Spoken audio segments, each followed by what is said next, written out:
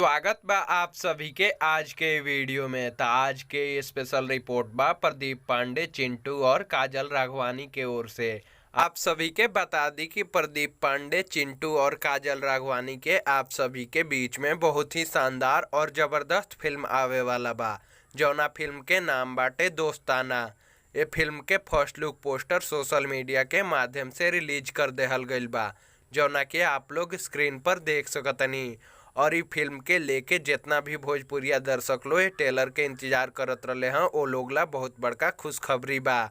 आप सभी के बता दी कि ये फिल्म के ट्रेलर के रिलीज डेट और टाइम भी कंफर्म हो चुकल बा। तो आज के वीडियो में हम आप सभी के बतावे वाला बानी ये फिल्म के ट्रेलर के रिलीज डेट और टाइम। ट्रेलर के रिलीज डेट और टाइम बतावे से पहले हम आप सभी के बता दिए फिल्म के टीम के बारे में। ई फिल्म के लीड रोल में आप सभी के काजल राघवानी, प्रदीप पांडे, चिंटू, अवधेश मिश्रा, संजय पांडे और भी बहुत सारा कलाकार नजर आई हैं। ई फिल्म के प्रोड्यूस कैले बाणे प्रदीप सिंह, प्रतीक सिंह और ये फिल्म के डायरेक्ट कैले बाणे पराग पाटिल, जौन की बहुत बढ़िया डायरेक्टर बाणे।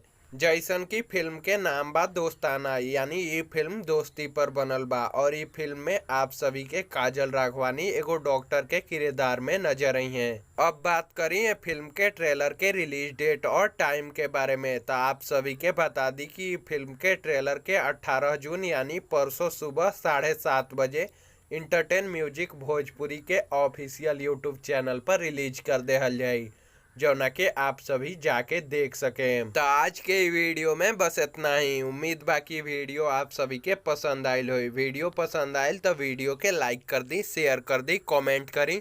और चैनल पर नया बानी तो भोजपुरी सिनेमा से जुड़ल सभी खबर सबसे पहले देखे खातिर हमनी के चैनल के भी सब्सक्राइब करके और नोटिफिकेशन ऑन कर दी।